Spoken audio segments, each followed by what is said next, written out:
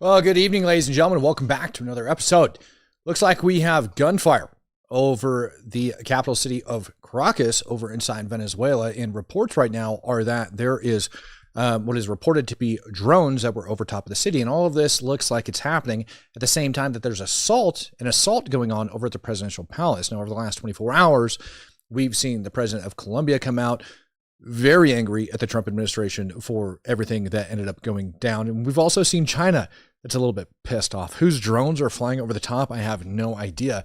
I am starting to see some reports that are coming in that is stating that this anti-aircraft fire that you guys can see up on your screen here ended up repelling whatever attack by these drones that was underway. But the other logical explanation for this is with all of the gunfire and everything that was going on down there, that on the streets around the presidential palace, that we had surveillance drones that were up overhead just trying to gather information for what was going on. Those drones are like very, very loud. And a lot of people, unless you've actually had them as a support element while you maneuver on the ground, I mean, these things can be like 35, 40,000 feet up in the freaking sky, and you can hear them like just burning through the sky. So it is very possible that's what was going on over there. I've got some new footage that's been coming out within about the last hour to show you guys. Want to get some of this gunfire and stuff like that up on the screen for you guys, try to show you some of these drones. I appreciate you guys that are coming in right now, gifting out those Speak the Truth memberships, primarily CJ Ladder coming in, dropping multiple, and Big Harry Chungus, been a member for a year, so thank you very much, sir. Let's go ahead and start showing some of these vids. Por aquí Plaza Caracas 02. Un ataque aéreo fue repelido en este momento, hace 2 minutos. No sabemos qué tipo de aeronave fue, pero fue repelida por funcionarios, creo que de la Asamblea Nacional. Por aquí Plaza Caracas 02. Personally, I don't see a gosh dang thing inside that video, but other people apparently do. Old Man Wise says, so second strike. No, I don't think that's the case. I don't think what's taking place right now is a second strike whatsoever. I don't. What I think you see is like opposition forces that are coming out. Order ended up getting put out. And when I say opposition forces, by the way, I mean opposition to the new government that the United States is trying to install over there. Did see a report earlier today that came out that said that the old regime was essentially issued an order that said, go out and find anybody that could have been helping out the Americans in this attack, find them and basically bring them to justice, which in Venezuela basically means they're going to kill you. So it is possible that that's kind of what was going on and that they're all going there after like the palace and everything else. But who the hell knows, to be honest, what it is exactly that they're looking for. Here's another angle of that anti-aircraft fire. Now, it is possible, that these guys are just shooting crap into the freaking sky at drones that are way out of their reach, that aircraft that are way out of their reach. We don't know quite just yet, but I'm going to show you guys everything that we have as it continues to develop.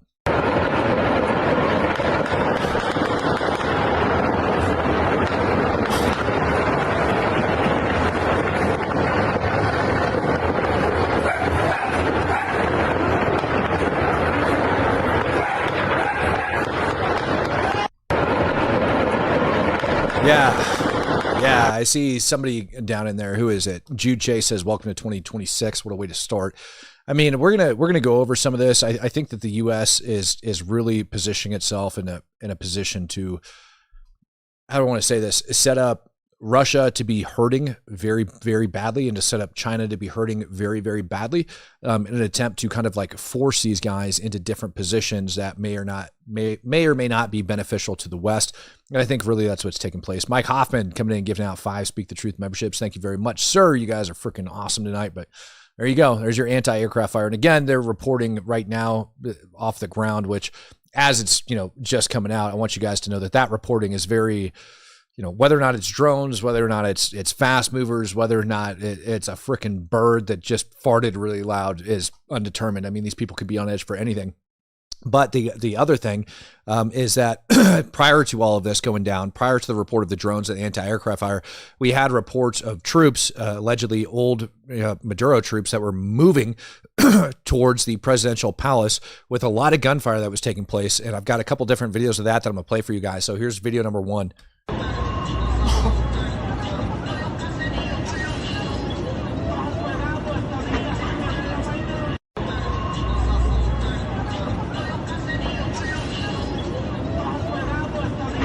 Oh, Undercover Rob, excuse me. I'm sorry to say that I'm not sorry that this is ruining your sleep. Sky God's in the house, blessing the chat tonight, gifting out an additional 20 Speak the Truth memberships for you guys as we continue on. I'm going to break down for you guys kind of how all this ties in and why everybody would be about that life, particularly on the international community such as Russia, China, Colombia, why everybody's got a huge interest in this thing. I know I've talked to a lot of you guys about it before. If you're brand new to the channel, make sure you subscribe, because that explanation, honestly, is going to be a hell of a lot more than you're going to get from your government, who's just telling you that we're out there going after drugs.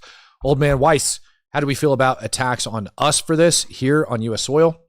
Again, I think that those attacks here on U.S. soil, I think that's part of the reason we are taking place in these mass deportation operations here in the United States of America, with ICE and CBP running around going after the worst of some of these criminal, terrorist, narco-terrorist gang members here in the United States, which is where their focus is on. Because we knew we were going to go after Maduro, and truthfully, Maduro is linked, and it's laid out very clearly in his indictment that he's linked to some of the drug cartels over inside of Mexico as well. And so it's not just that we're focusing on the ones that are associated with Maduro directly, but also those indirect ties.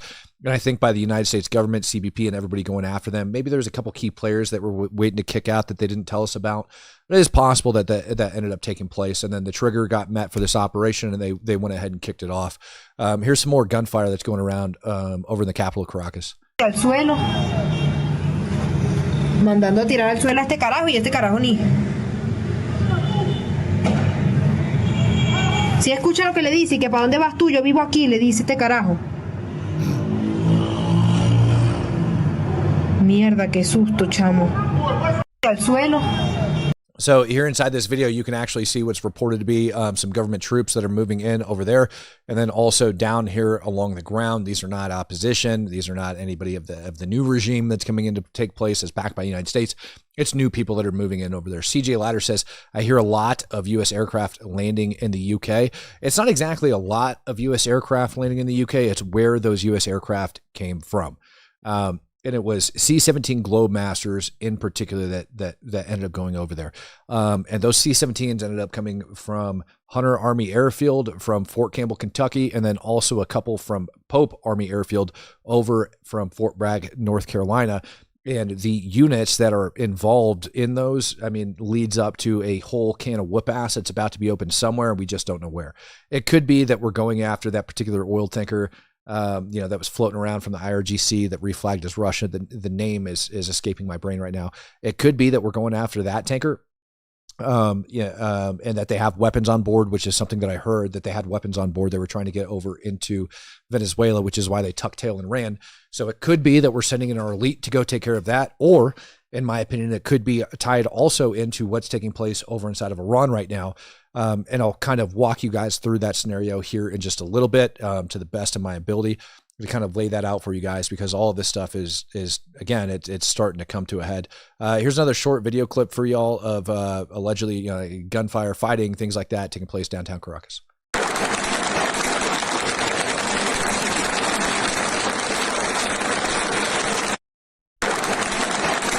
So you guys can see in that video, you can see those tracers going out from the anti-aircraft fire. A Dutchie's mom says, will China barter silver for oil? Likely not. Likely what you're bound to see China do, even though we're cutting off Venezuelan oil from China, they've actually been building up their oil reserve for quite some time, so that's backed up pretty hard. The other thing is you got a Russian pipeline that's going over there, and with U.S. sanctions on Russian oil, that actually puts China in a little bit better position as well to start scooping up even more of this Russian oil at a little bit of a cheaper rate. Russia could try to play the game, but they really got nowhere else to go besides India to start getting some of that. And I honestly, I don't see them, trading oil for anything else, but will it start hurting them? Undoubtedly. Here's some more gunfire for you guys coming across the streets of Caracas.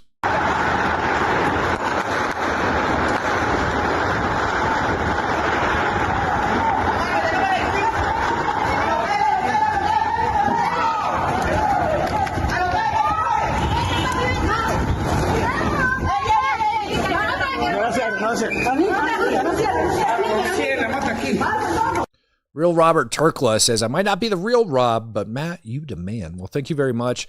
Not so real Robert Turkla for your donation. Scott Stanton says, Matt, the new Venezuela president is about to find out. I don't think that's going to be the case. They were sworn in today, to the best of my knowledge. But whether or not they're about to find out, I don't know about that. If Colombia is taking part in this, or if you have people that were still loyal to Maduro that are coming out, good question. Isaac, I really appreciate your super chat, friend. And donation to the channel. Battlefield. China should have a huge interest in this as they are a huge energy importer. They would be in serious trouble if we were to implement a blockade on the Straits of Malacca and a few other choke points. It would cripple them. Where China actually starts to fall in trouble with this is they were kind of funding the Maduro regime. They were taking out and giving massive loans. China was giving massive loans to Maduro, and Maduro was essentially paying them back in really cheap crude oil. So China was benefiting like it was going out of style, which is why they've been stockpiling it for a while, which is why I don't think this is going to have such a huge effect on the Chinese economy, because they've been stockpiling it. Plus, Russia's really got nowhere else to turn to be able to soak a lot of that oil up, which means China might actually be able to continue to get it on the cheap, which I think is where we're start talking about, cutting these bastards off here. Tristan Allen coming in with 5. He says, what up, Matt Blosey, wife, uncle to stage 4 cancer. That didn't come across so good, but it looks like your wife's uncle has been upgraded to stage 4 cancer tonight. It's tough because he walked her down the aisle on our wedding. Tristan, I am very sorry to hear that, brother. That's freaking horrible. And stage 4 cancer is quite serious. So I would ask everybody at home to say a prayer for Tristan's family in particular, and I'll be doing so myself. I'm sorry to hear that, brother. That's absolutely horrible. Absolutely horrible. Isaac Poldevart says, wondering why we don't have the same level of enthusiasm for hunting down corrupt politicians in our own country. Cough, Tim Walz, Gavin Newsom, J.B. Pritzker. I think we do. It's just going to take some time, right? It's one thing when we have an entire federal case built against a massive narco terrorist where we can track flights. It's another thing trying to prove corruption against a U.S. citizen inside of a U.S. court, even if it's an elected official. But I think we do have that. I think we have that desire here in the United States. It's just going to take a little bit. So, yeah, everybody, please send your prayers out to Tristan and his family, and I'll be doing the same on mine as well. It's just sad. It's as a whole, to be quite frank, it's sad, everything we're seeing. Here's some more of the small arms fire stuff taking place down there. Rossiner says, Matt, you missed both of my super chats. Rossiner, man, dude, why are you always getting the short end of the stick, bro? Let me go back and take a look for him. I'm not seeing him. Let me double check. They might not have came through on my end, Ross. There we go. Matt, did you see that the U.S. destroyed Hugo Chavez's gravesite? No, I missed that one, bro. No, if the U.S. ended up destroying Hugo Chavez's gravesite, that's a huge smash in the face there. Yeah. Did you see the picture of Hugo Chavez's grave? No, I missed that somehow. It never ended up coming in. What do I think of the list Venezuela released of the American senators getting kickbacks? We'll see. We'll see what ends up coming out of that. And I'd be surprised if, number one, if it was real and it wasn't just designed to sow more discourse in the United States, if any actionable intel actually ended up coming out of that, or if the United States wasn't actually following at it. War Daddy says, great work, Matt. As always, how about a trip for you to Somaliland, Minnesota? If things stop popping off, I would be all about that life. I did have a trip scheduled for this week, and then family things ended up kind of taking precedence over that. But because that trip had been canceled, Somaliland, Minnesota might not necessarily be out of play for right now. But right now we do have all these things taking place on the world stage, so I want to make sure that we end up staying after that. Again, downtown Caracas, more gunfire, more anti-aircraft fire, I believe, is shown in this video.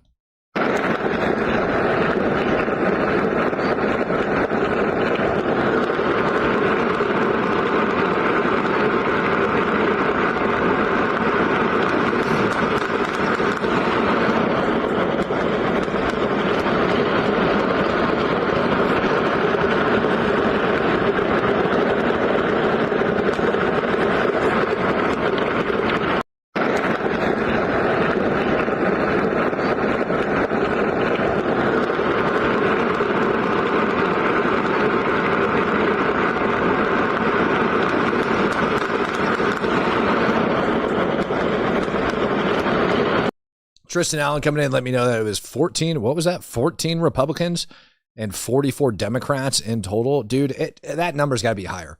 Let's be honest. Like, whether or not Venezuela gave accurate information and intel behind everybody that's involved there, that number has got to be higher inside U.S. politics. I have zero faith in our politicians these days. I don't care if you're a Republican or Democrat or you want to throw it out there. Our country does not get to a state that it's at right now without that freaking problem. Chuck says, you missed my super chat too. But thank you for your coverage. It makes my day slightly better having unbiased news to fill in my even. Well, thank you very much, Chuck. Let me go. I'll take a quick run back here in the next clip that I play and see if I can see it coming out. And Chris Hincliffe coming in, gifting out 5 Speak the Truth memberships. Thank you very much, Chris. Let's go ahead and move on to that next clip for you guys from Caracas and see what we got going on the ground. This is a short one of more anti-aircraft fire that's going out. No me jodas, no me jodas. Que son balas, Santiago, agáchate que son balas. ¿Qué es eso? ¿Y se quiso ir la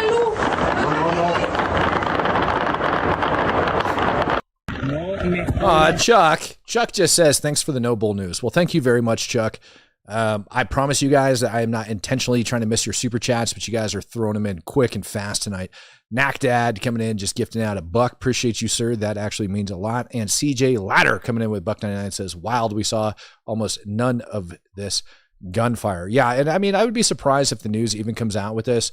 You know, my take on this would be that you actually have like the old regime that's attempting to hold on to power, which I mean, is to be expected. If we're being quite honest with this, it is to be expected that they would be putting up this type of fight. And the question is, what is the new government going to do? And is the U.S. going to actually go in there and back them up militarily? And I would almost think that, we kind of have to. I mean, we ripped Maduro out. We caused this instability. And if we're going to do that, then absolutely we need to make sure that we are backing these guys up.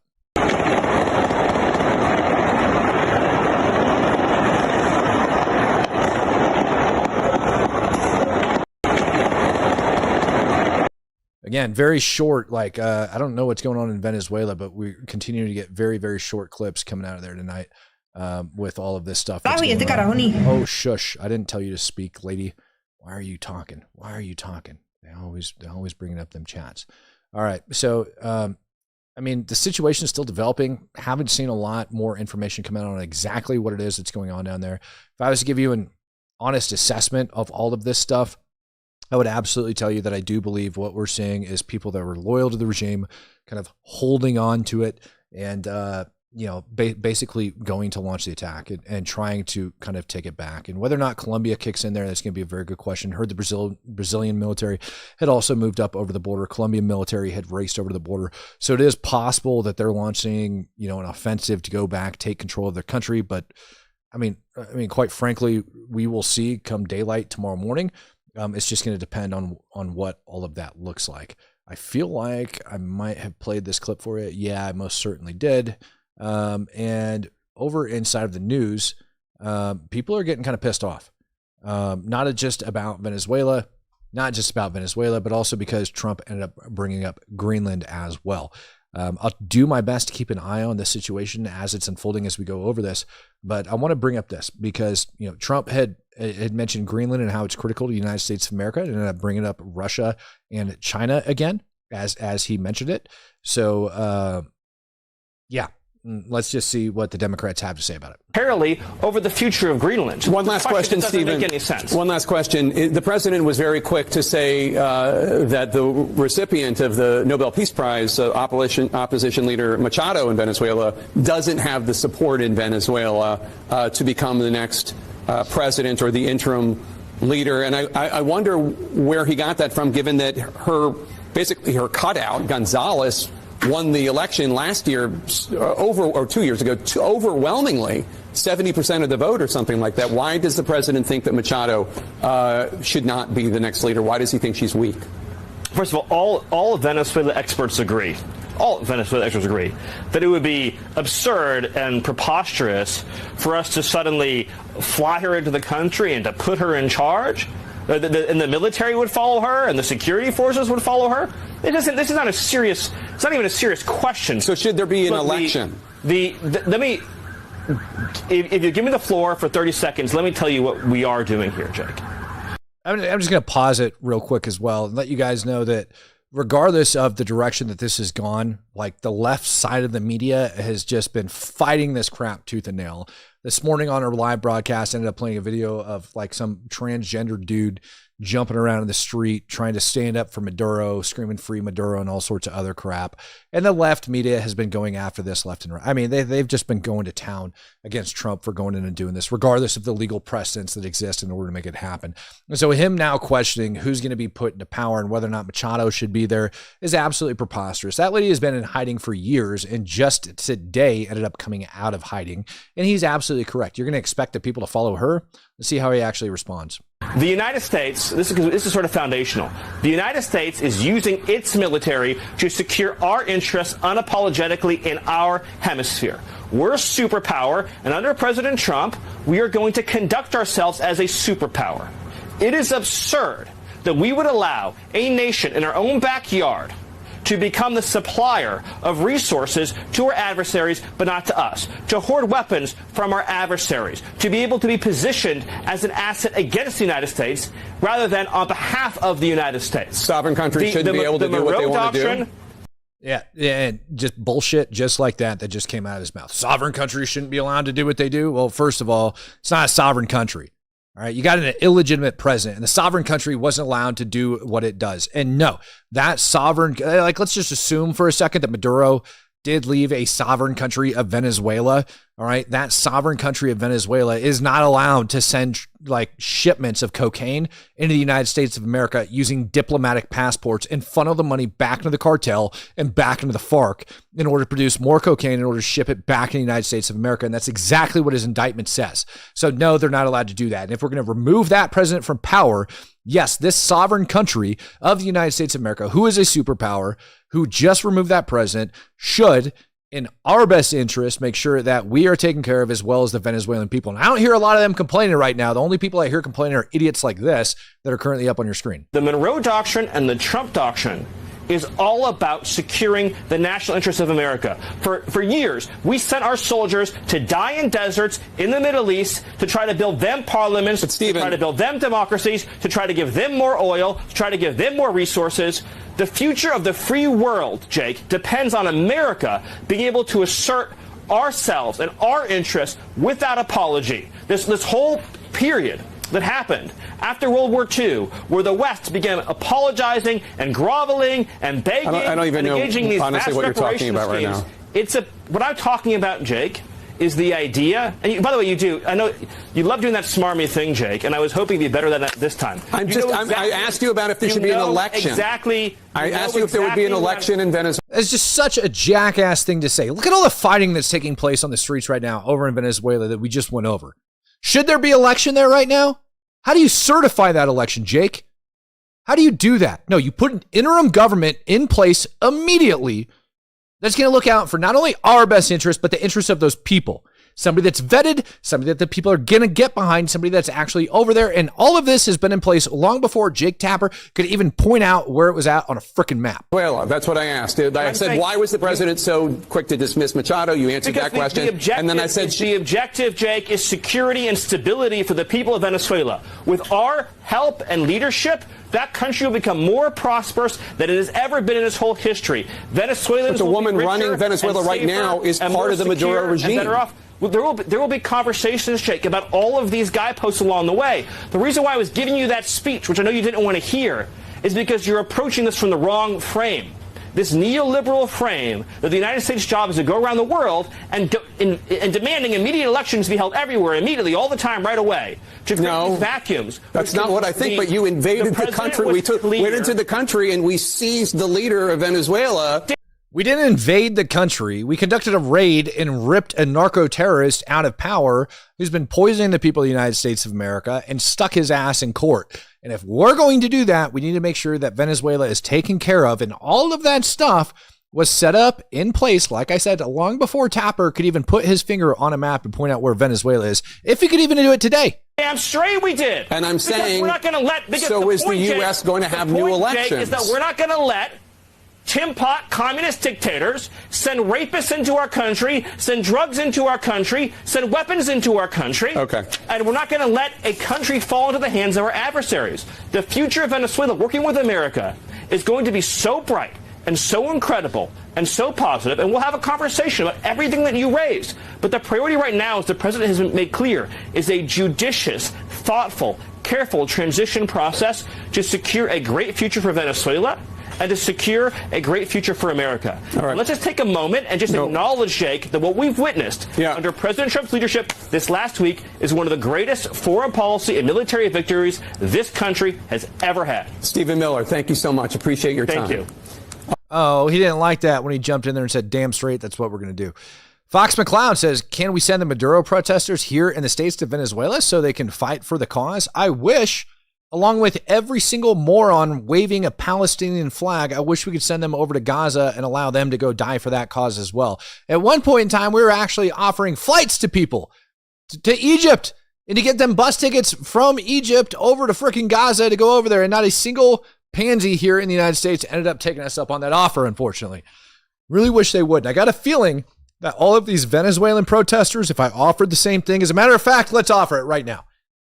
We'll go ahead. We'll start that offer again right now. If you want to go fight for Maduro, if you're here in the United States and you got a microphone screaming, free the people of Venezuela, Trump's such a war criminal, we'll get your ass a flight. We'll put you on an airplane. We'll send you over to Venezuela and you can go pick up an AK and go die for the cause. Have fun. Otherwise, shut the hell up. You're an American citizen. How about you start supporting this country? How about them apples? Omega Sparrow coming in. Appreciate you gifting out them $2 hairs, man. Thank you. Thank you very, very much. Dakota Ader says, hey, Matt, is this footage from today or from the raids the other night? What's going on right now? Been subbed since the day this account started. Dakota, to catch you up to par, those are new footage. Like, most of it is new footage. Obviously, I'm not going to go back and vet every single piece, but the vast majority of it is brand new footage. All right, the raids the other night, we got very limited because nobody saw it coming. Everybody was either sleeping or about to go to sleep. And most of this that you were seeing up here on your screen today, as far as I can tell, is brand new footage. That anti-aircraft fire and all of that stuff that's taking place is reported as shooting at drones over the top. So what you're seeing right now is reportedly Maduro loyal forces that are moving towards the presidential palace over inside of Caracas. And as that happened, like as we started getting reports of that, we started seeing reports of drones that were overhead, along with all of that anti-aircraft fire that was coming out over inside of Caracas. Now, nothing has been shot down, not getting any reports of casualties, but we are getting reports of gunfighting that's taking place over in Caracas, and there was drones over there. People are reporting, and whether or not it's accurate, saying that those drones were essentially shooed away by all that anti-aircraft fire. I personally think that if they were drones, they were at a much higher altitude that anti-aircraft fire wouldn't have affected. And so maybe we'll start seeing some sorties come down sometime in the near future. Wyatt Gilliams, with the left saying everything about the War Powers Act, would Congress even allow us to help stabilize Venezuela? I would actually think that we have a responsibility to ensure, after we end up ripping Maduro out of power, to make sure that Venezuela stays stable, if that makes any sense. Fox McCloud says Jake is the type of guy that would hand out Gatorade bottles to his wife's boyfriend mid-freak-off to keep him hydrated. Yes. I think you are right. I got a feeling he would end up doing that.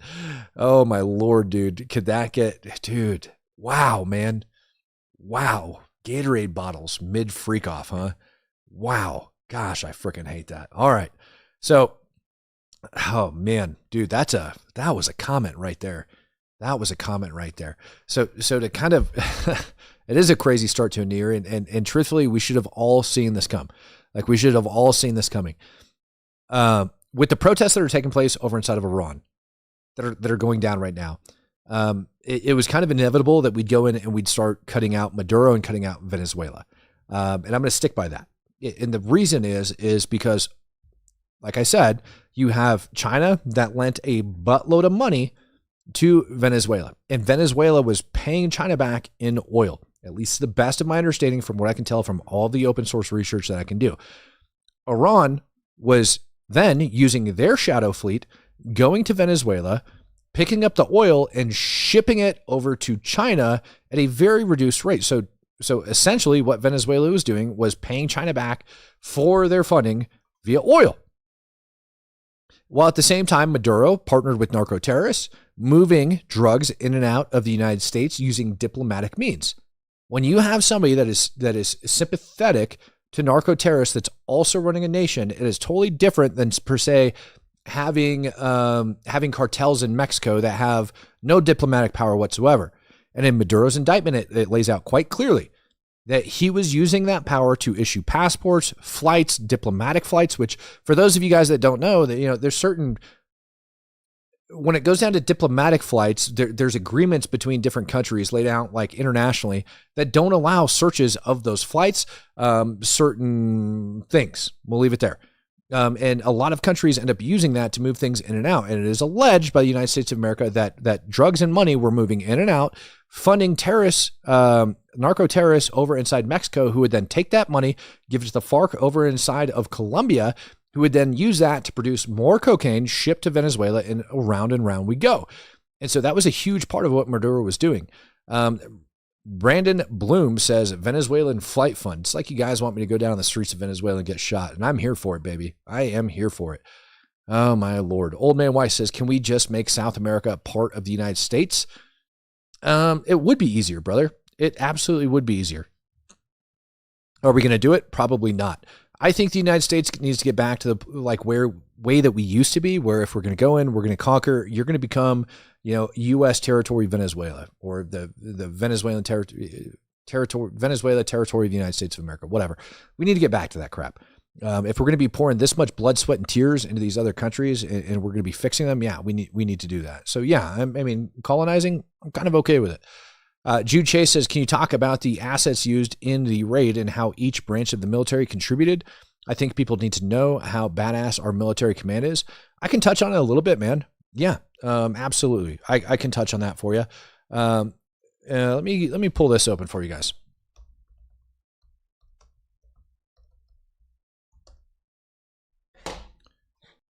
So I don't think people like you, I don't think people fully realize everything that's going on. So as we look at this just from a mapping standpoint, when you go over there, obviously we had naval assets all throughout the region that were part of that blockade that everybody had been, observing and taking place on.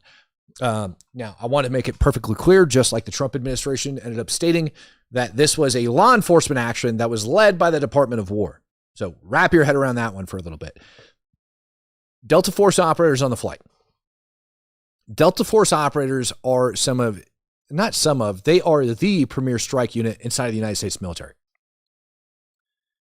Everybody wants to sit down and talk about SEAL Team 6 because everybody's aware of SEAL Team 6 because of the Bin Laden raid and everything else. But I will tell you that CAG or Delta Force is they are the tip of the spear. They are the go-to counterterrorism force of the United States military. These guys train day in and day out for nothing other than putting warheads on foreheads and canoeing those foreheads at the exact same time, right? Like, they are very, very good at what they do.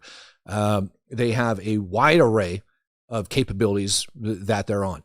But when you read about how that they had basically built a replica of where Maduro was staying at and had been practicing on that replica of his house, entering and clearing it over and over and over, that's huge. That's very, very huge. And so this was very methodical. They were in and out. Within 3 minutes of Maduro being notified, dude's in handcuffs and a bunch of people are dead by the time that all of this ends up going down. All right. We didn't have anybody get killed. Now, I want you to think about this just from a standpoint. The United States already came out and admitted it, so I have no point saying it either. But there was somebody within Maduro's inner circle that ended up having providing information. So we had a source within Maduro's inner circle that provided the information for where Maduro was at in the general layout and everything else. So for us to get overhead imagery of Maduro's compound, where he'd be sleeping, etc., that's one thing. It is completely other thing for us to be able to take and build an entire structure of Maduro's compound for those CAG operators to be able to go through, those Delta operators to be able to go through step by step. You were talking about a metric buttload of intelligence, right? So there's that.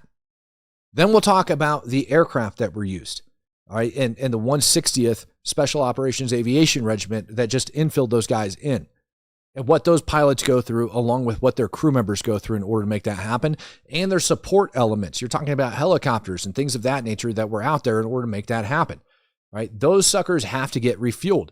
They can only be on the objective for so long. They only have X amount of loiter time, i.e. how much time they can spend overhead before they have to turn around and head back, or else they're going to run out of fuel.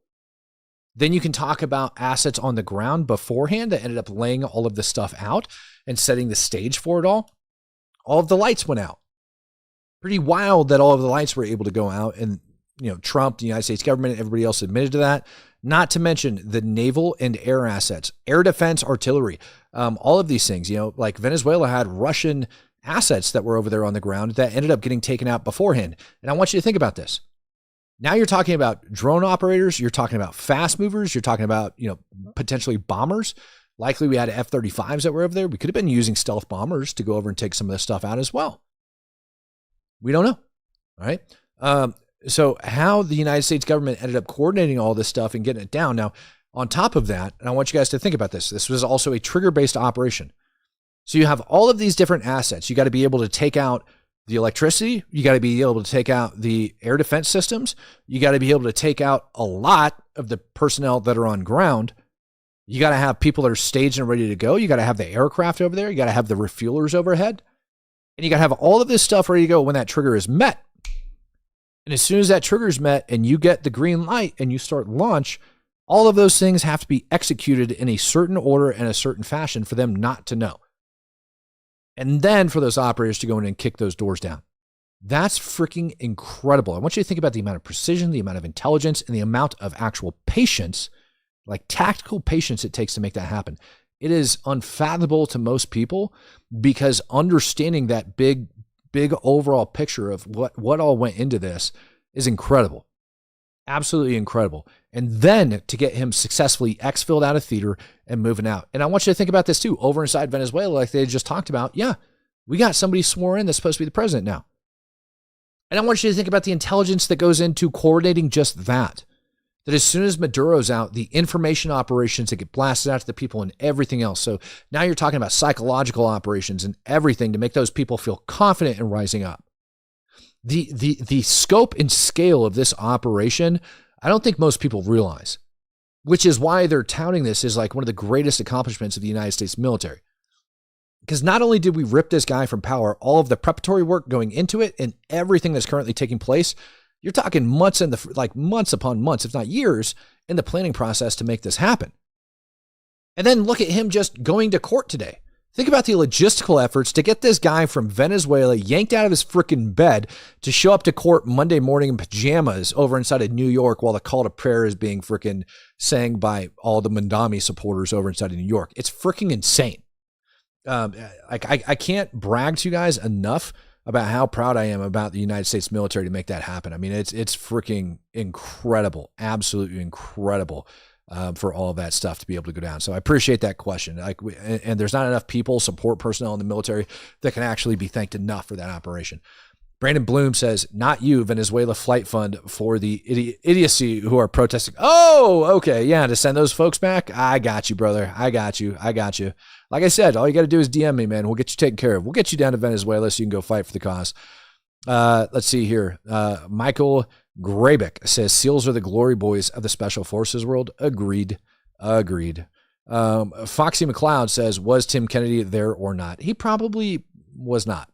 And if he was probably ripping people off, in my opinion. Old man Weiss from the Concrete Guy. He will tell you the floor plan. Yeah. I mean, I don't know if it was the Concrete Guy or who the heck it was. Jude Chase says command centers are wild. Yeah. And the coordination that took place inside those command centers would be out of control as well. Just Cause. Left doesn't understand OD. They don't declare DOA. I do. I hear the family scream. I hear do something, help, and I can't. They are in rigor. I hear their cries every night. They are blind to it. I feel like I should know what that reference is, but I'm going to be quite honest with you, man. It's not coming to mind right now, although it does sound slightly familiar. So, long story short, ladies and gentlemen, when we look at this for you guys that are around, I know you guys have seen me reference this graphic before. I want to put it up on the screen for y'all anyways, because I do think it's important and I do think it absolutely matters when we start talking about all of this. for you guys and for your own situational awareness. Venezuela is down there at the bottom, right? When it goes down to this, and you have Russia and China, which are using Iran and which are using Venezuela. All three of them do. All right. So by ripping out Venezuela, we're essentially taking this and just yanking it down to the bottom. All right. So we're cutting them off there. That's cutting off supplies to China. That's cutting off oil to China. That's cutting off money that's going to the IRGC. That's funding Hezbollah. That's over there on your left. And so all of those things are kind of taking place. And it also affects Russia's war efforts as well, which I'll explain here in just a minute, which I believe is why we're seeing what we're seeing inside of Iran.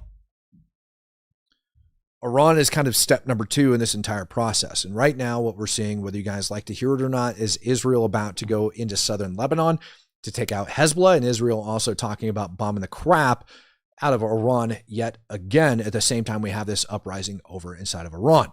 And so what we have right now is this massive scale of crap that's taking place like overseas, over in South America, but also taking place over inside of the Middle East. While the U.S. has been busy with the war on terror for the last 20 plus years, and I'd argue even for the last 30 years, China and Russia have been like positioning themselves on a global scale, positioning themselves in the commodities market, positioning themselves, aligning with what I would call like the new axis of evil, such as Iran, that's destabilizing the Middle East through Hezbollah and the Houthis over in Yemen, which is on the bottom right. And right now we're seeing Saudi Arabia taking a hell of a lot bigger interest over inside of Yemen. So Yemen's about to lose control from Iran. Iran and the IRGC have been funding the Houthis inside Yemen, and all of that goes down to international shipping lanes, et cetera, et cetera, et cetera. So Venezuela's gone, which goes to a lot of money that's flowing to China via oil, but also to the IRGC for the development of their uranium enrichment program and their ballistic missile capability, let's be honest, and their funding of Hezbollah. But mainly what the United States cares about, their uranium enrichment program. Russia has been providing the nuclear scientists that are allowing all that to take place. And right now we're seeing uprisings starting over inside of Iran. As a matter of fact, if we go back several weeks, we got Netanyahu warning the president of the United States that he feels like Iran's going to attack them again. In reality, what I think it is that was the public-facing excuse for why the United States needs to go over and start bombing the crap out of Iran again. In reality, I think it's because Mossad knew that there was about to be an uprising taking place over inside of Iran. And when you cut Iran out of the picture, now you remove a lot of oil that's on its way to China. First, you had Venezuela oil flowing into China. Then you have Iranian oil flowing into China. If the United States and Israel are able to cut that off from going into China, you end up ruining a lot of their energy market. And at the same time, Russia is also positioned in a horrible spot. Horrible spot with the cost of oil as low as it is. Russia really doesn't have anywhere else to turn other than India and China for bringing in its oil and buying it off of them. So now China is also better positioned, in my opinion, China is also better positioned to purchase oil from Russia at a much cheaper price. 30% of Russia's GDP is coming from oil and oil sales. If China is then able to get that at a cheaper price, obviously that hurts the war effort. So we're kind of turning these countries against each other at the same time. But ripping the Ayatollah and ripping the Iranian regime is going to be the very next step in this process, which is why now I present to you what is currently taking place over inside of Iran. Ladies and gentlemen, very, very real freaking crap is going down. First of all, it is being said, and this comes from the USA Farsi account, like the USA's official government Farsi account, saying that there was a brutal attack by the Islamic Republic regime on a hospital in Alam, and that it is a war crime. They said the raids on the wards, the beating of medical staff, and the assault on the injured with tear gas and live ammunition is a blatant crime against humanity. Hospitals are not battlefields. These actions by the Islamic Republic regime constitute a flagrant violation of international laws and demonstrate a regime that treats humans like bad, poorly, crappy. And I'll remind you guys that last week, Trump came out and told Iran that we are watching them, and that we are locked and loaded and ready to intervene should they start killing their own people. Think about that for a hot minute. That at the same time all of this crap is going down, the U.S. decides it's going to be a good idea to rip Maduro out of power, and then the USA government ends up sending out this video today, which you're about to watch, of allegedly Iranian forces assaulting and killing people inside of a hospital during this uprising After the president came out and said, if you start killing your own people, we're going to intervene. And it sounds like Netanyahu's gearing up to bomb the crap out of them.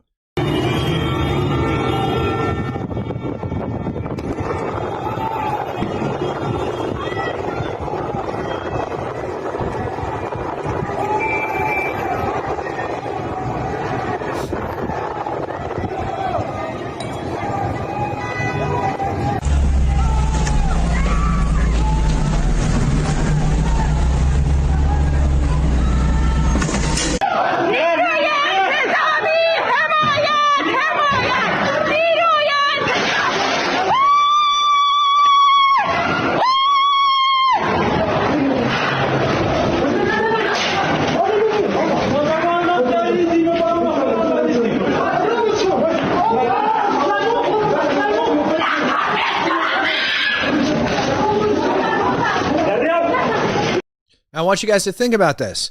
This is the video that the United States government ended up sharing, letting Iran know that we're watching them, that we've got the Iranian people's backs. And this is after Mossad ended up coming out, what was it, a week or two ago, telling the Iranian people that we're there with you on the ground. Have no fear. Don't worry about it.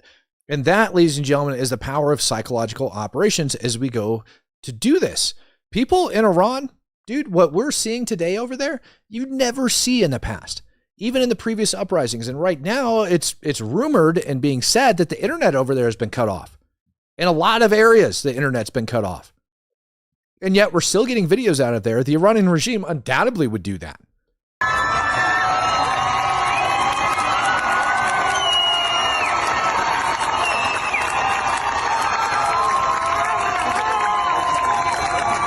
You guys know what you just saw? You just saw an Iranian woman burning her hijab, ripping off the symbol of Islamic oppression and throwing it in a fire. This is worse than like the bra burnings back in like the 60s or 70s or wherever the hell that took in the United States of America. Because over in Iran, a couple days ago, these women would be thrown into prison, raped, killed, beaten, etc.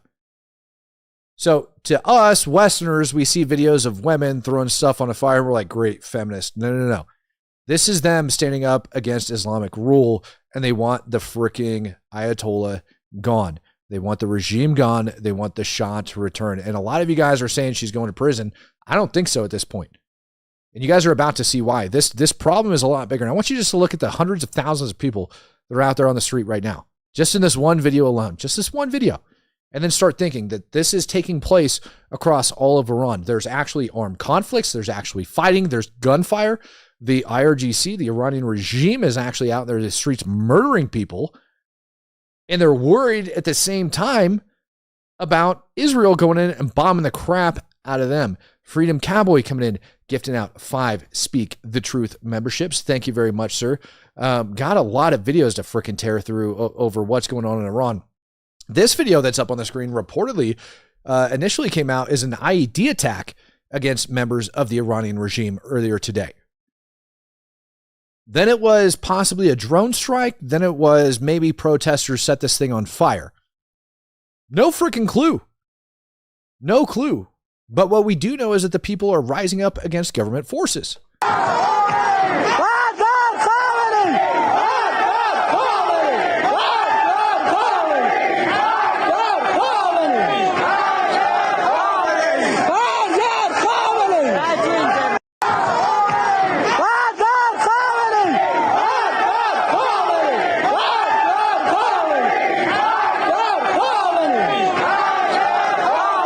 You guys see that on your screen, right? Saying death to community. Like they are not playing games over inside of Iran anymore. These people are no longer afraid to get killed by the regime. So when we start talking about psychological operations and everything that's taking place over there, this is what we're talking about. They have stepped up their game, and they've stepped it up vastly, vastly. So not only do you have Maduro getting ripped out of power, if I was to go back and reference that other graphic, not only do you have Maduro getting ripped out of power, now you have this taking place over in Iran. And that has great impacts on both Russia and China. And by the way, it looks like Israel is gearing up to go inside of southern Lebanon and rip Hezbollah out.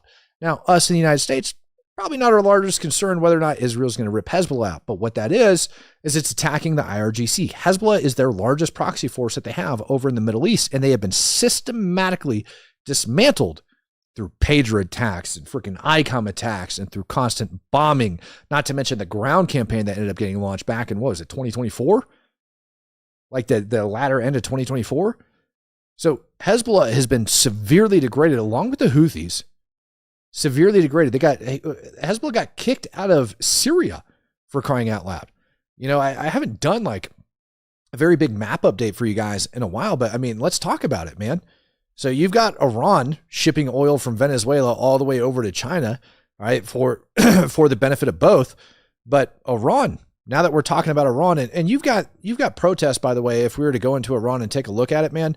I mean, you pick out a major city on here, Isfahan, Shiraz, Tehran, etc. There's protests in every single one of those cities. Syria, Hezbollah, who's now inside southern Lebanon, got kicked out of Syria. Hezbollah, one of Iran's largest terror organizations that they support, losing control in the Middle East. Down inside of Yemen, the Houthis, bombed to hell. Trump shared a video of us blowing like 100 of those suckers off the map one day just for craps and giggles. And Saudi Arabia is now backing all of the forces inside northern Yemen and pushing the UAE from backing some separatists in the south so that they could have a solid, stable government. Iran's under attack from their proxy forces. Their proxy forces are getting cut out. And at the exact same moment in time, we have a huge uprising that's taking place over there. Huge uprising. And it's rumored that Israel is going to go in and bomb the crap out of him yet again. And as somebody had stated earlier, yeah, several flights of very big aircraft from the United States of America from very key military installations ended up making their way over into the UK and are rumored to be on their way down to the Middle East. Now, it is possible that those flights are going over to take care of some of that Russian or Iranian shadow fleet to start, getting more of that crap off. But it's rumored that they're going to be going and traveling over into Iraq. Now, I want you to think about this. There's a huge uprising that's taking place. The other day, Netanyahu had came out and he said that he was worried about 400 kilograms of uranium over inside of Iran that still existed. And after the 12-day war back in June, the Ayatollah and all of the other idiots in the regime felt like coming out and letting us know that when we bombed Isfahan, we didn't get all of their enriched uranium, that prior to all those strikes taking place, they had moved it to a more secure facility. And so that enriched uranium still exists out there, allegedly, according to the regime. And we're moving in some of our heaviest pipe hitters into the Middle East, allegedly. And you have all of this crap going down. So if that's happening and that's going down, we've got all of that stuff that's going down over there. I want you to think about it. If Israel goes in, and not just bombs, all right, some of these key sites, but actually goes after the Ayatollah, which is rumored what they were doing when Trump told them to turn around that aircraft on the last day of the 12-day war. If they go in and they schwack the Ayatollah and they conduct an airstrike, Israeli intelligence, when it goes down to this type of stuff, after the pager incident, you can't really argue. You can hate Israel all you want, but their intelligence is freaking spot on. And those pagers that they had, nobody thought it was weird that the only location that those pagers were reported to have detonated was over inside Lebanon. And we know that the Iranian foreign minister had one blow up in his face and take his dang eyeballs out. So if Iranian foreign minister and members of the IRGC were targeted in that as well, how many of those pagers do you think went from Lebanon, from the IRGC, back over into Iran and found their way in and around the Ayatollah? And how much of that intelligence do you think we're currently using and analyzing to keep eyes on that bastard and track him down? And if Israel wants to drop a bomb on the Ayatollah, now would be the time to do it. If they do that and they take out the Ayatollah, you're talking about large amounts of the IRGC defecting and moving to all sorts of different locations. U.S. bombs, if what Iran said was true, and we have intelligence to back it up, we might want to take a little bit more caution this time and actually make sure that that enriched uranium is taken out, seeing as how Putin's not our best friend right now. And he wasn't before, but that's, in my opinion and the opinion of several others, why we waited so long to go in and bomb Iran, because we needed Russia to go in and collect that uranium and actually move it to a separate location. Now we don't have that problem. Now we've got a much bigger problem, which is actually destroying that uranium inside that country, because God only knows what's going to happen afterwards. I highly doubt the United States of America, the CIA, or Mossad is going to be able to put anybody in power inside of that freaking crazed country. So we're going to want to make sure it's taken care of. So I think step 1 is this uprising that's taking place. Step 2, knocking out Maduro. Step 3, a triggers-based airstrike that ends up killing the Ayatollah and the president, killing both of them, causing people to defect, followed by a special operations raid to go in and take out that uranium, then bomb the crap out of it and bury it underground, and then you're going to have this revolution over inside the country. Simultaneously, that's happening. You're probably going to see the IDF go into southern Lebanon and finish wiping out Hezbollah. And you might even, at the exact same time, see Saudi Arabia commit pretty heavily over into Yemen to move over and start smashing the Houthis to actually reopen the waterways in the Red Sea, because contrary to popular belief, hasn't actually really happened yet. A lot of nations are still avoiding it because of the Houthis, insurance costs, et cetera, et cetera, et cetera. That to me seems to be the play that's currently in position over inside of the Middle East. So I think we've got a lot of stuff coming. And certainly when you take a look at what's taking place over in Iran, it seems like it's possible.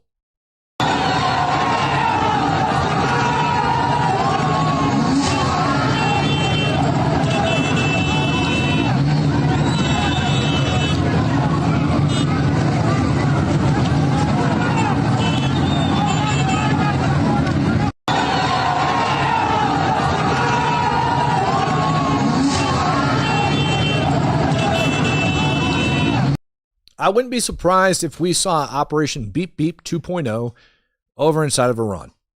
Honestly, if Iranian officials just start falling down tomorrow, I would not be surprised. I really don't. I'll call it Operation Beep Beep 2.0. Israel was wild enough to actually pull that off. I could absolutely see it happening again. At which point, I think the next key answer that's going to end up coming in is going to be whether or not China and Russia start to back off and start to like play. You know, the U.S. officials themselves are saying we are getting sick and dang tired of China and Russia coming into our hemisphere and depicting what's going down. And I think what we are currently seeing, what's actually being set up over across the Middle East, is telling them it's time for them to back off and to mind their own stinking business. That, ladies and gentlemen, is going to be the next big story. So strap in, because 2026 is going to be a pretty wild ride. And I've got other videos that I can show you guys that are coming out of Iran. I've got so many of them. You know, I've got a video in here somewhere. Oh man, let me turn that off. I've got a video in here somewhere in the stack of Iranians like quite literally chasing down and beating the brakes off of like regime officials, whether they be like paramilitary, police officers, members of the IRGC, whoever. Tons of them. Tons of them. They're out there. They're floating around. And the IRGC now is back on the streets. I've got another video, which I can't put up on the screen, that shows members of the Iranian regime that are out there just shooting people. And then we've got the United States quite literally putting out there into the world that we're watching you after the Trump told them that we're locked and loaded and we're ready to go. I think what you are currently seeing that you're never going to hear about is that the United States government is currently waging a proxy war against the enemies of the United States of America. What's about to happen this year is going to be unreal, and I hope you guys are ready for it, and I hope you're strapped in. And by the way, I haven't forgot about what's taking place here in the United States of America either. Over inside of Minneapolis, over inside of Ohio, over inside of Washington, all of that crap, ladies and gentlemen, absolutely still on the table. If you haven't yet, highly suggest you make sure you are subscribed to the channel. I highly suggest that you guys are following, your notification bells turned on. If you're not already, if you haven't got a notification in a while, maybe unfollow and then refollow immediately. It might actually help you out so you guys can get in here. Make sure you guys are taking the stream. Make sure you guys are sharing the stream. Make sure you guys are telling everybody what the hell is going on in the world, because it's getting pretty freaking wild out there. It's getting absolutely wild. And I hope you guys are ready for it, because it's going to be a bumpy ride, ladies and gentlemen. It's going to be an absolutely bumpy ride. This last video that I'm going to show you guys as I sign off and as I get out of here is going to show you guys the scope and scale of some of these protests that are over in Iran. This is not something that's going to go away. And I'm just going to say this. There's rumors that the Ayatollah himself has jumped up and fled over to Moscow, to Russia, that he's flown out, that he's gone. I don't think that's the case whatsoever. What I did end up finding is a news article from the Times that talks about a former Israeli intelligence officer that's been out of the game for years that alleged that that is the most likely case scenario for the Ayatollah before everything ends up happening. I think Israel's going to put a bomb on him before he's actually able to do that. And he based that off of what ended up happening with al-Assad over inside of Syria before the fall of Damascus, how he jumped on an airplane and hightailed it over to Moscow. I don't think the United States is going to allow that to happen. I don't think Israel is going to allow that to happen. This is completely different than Assad. Completely and totally different than Assad. Ladies and gentlemen, I hope you guys enjoyed tonight's stream. Please make sure that you are subscribed. Peace, love, happiness, and God bless. I am out of here.